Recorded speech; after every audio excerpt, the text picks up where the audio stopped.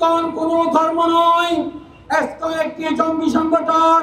এই উগ্র জঙ্গি ইসকন মসজিদের পবিত্রতা নষ্ট করে মসজিদের দিকে ঢিল ছুড়ে ফেলেছিল। হাসিনাদের রেখে যাওয়া এই জুলুমতন্ত্রের উপর এখন যারা নতুন করে জালিম হয়ে ওঠার চেষ্টা করতেছেন, আপনারাও এই দেশে টিকতে পারবেন না ইনশাআল্লাহ।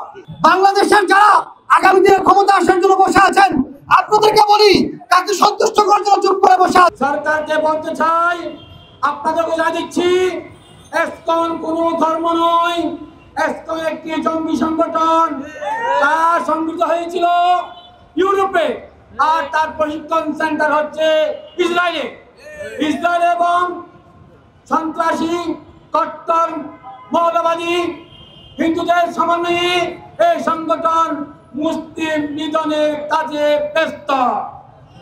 এদেশে রন্ধে রন্ধে ঢুকে টাকা পয়সা দিয়ে ধর্মান্তরিত করার চেষ্টা করছে, আমাদের মা বোনদের ইজ্জত হরণ করছে, আলেম ওলামাকে হত্যার হুমকি দিচ্ছে, এমনকি তাদেরকে মেরে ফেলা হয়েছে, ওদিকে আরো মারার চেষ্টা করছে। গতকাল দেখলাম আমাদের কয়েকজন আলোচক, কয়েকজন তৌহিদবাদী নেতার ছবি দিয়ে তারা চিহ্ন দিয়ে হুমকি দিচ্ছে। আপনারা দেখেন, আমি আপনাদের বলি কেন আমাদের রাস্তায় আসতে হলো। 2014 সাল স্বামীবাগের কাছের মসজিদে তারাবির নামাজ হচ্ছিল। প্রতিবাদ থেকে বলা হলো তোমরা তারাবির নামাজ সংক্ষিপ্ত করো। তারাবির নামাজ সংক্ষিপ্ত করা হয় নাই। এই উগ্র জঙ্গি ইসকন মসজিদের পবিত্রতা নষ্ট করে মসজিদের দিকে ঢিল ছুড়ে ফেলেছিল। 2016 সাল সিলেটের কাজল শাহ জামে মসজিদে জুমার নামাজ চলাকালীন সময়ে এই ইসকনের সদস্যরা ইচ্ছাকৃতভাবে মসজিদের কাছে লাউড স্পিকার বাজিয়ে মুসলমানদের নামাজে ব্যাঘাত ঘটিয়েছিল। আপনারা জানেন, ফেসবুকে ইসকনের বিরুদ্ধে লেখালেখি করেছিল খতিব আব্দুর রহমান সাহেব। খতিব আব্দুর রহমান সাহেবকে জবাই করে এই ইসকনের সদস্যরা হত্যা করেছিল। 2019 সাল জুলাইয়ের রথ যাত্রায় জোর করে মুসলিম শিক্ষার্থীদেরকে পূজা মণ্ডপের প্রসাদ খাইয়ে হরে রাম হরে কৃষ্ণ স্লোগান দিতে বাধ্য করেছিল। 7 অক্টোবর 2019 বুয়েটের সবচেয়ে মেধাবী শিক্ষার্থীদের মধ্যে অন্যতম আমাদের আব্দুল ফাত রহমতুল্লাহ আলাইকে শহীদ করার নীল নকশা এঁকেছিল ইসকনের সদস্য অমিত শাহ।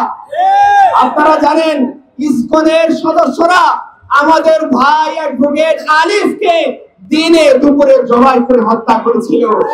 ইসকনের এই সদস্য, আপনারা জানেন যে কিছুদিন আগে আপনারা দেখেছেন শ্রী শান্ত নামের এক কুলাঙ্গার, সে মুসলিম রমণীকে ড্রাগ খাইয়ে ধর্ষণ করে সেই দৃশ্য ফেসবুকে দিয়ে মজা করেছিল।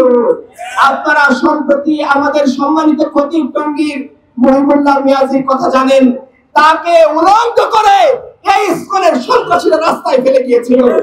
ঘটনা অনেক লম্বা, প্রিয় ভাইরা। এরপর আমাকে বলেন, যদি মসজিদের অপবিত্র করা হয়, যদি মুসলিম নবনীদেরকে ধর্ষণ করে সেই দৃশ্য ফেসবুকে বর্ণনা দেওয়া হয়, যদি খতিবের গলা কাটা রস আমাদেরকে ঝোঁক থেকে উদ্ধার করতে হয়। এই দেশ থেকে হাসিনা এবং তার জালেম গোষ্ঠী পালিয়ে যেতে বাধ্য হয়েছে। হাসিনাদের রেখে যাওয়া এই জুলুমতন্ত্রের উপর এখন যারা নতুন করে জালিম হয়ে ওঠার চেষ্টা করতেছেন, আপনারাও এই দেশে টিকতে পারবেন না ইনশাআল্লাহ।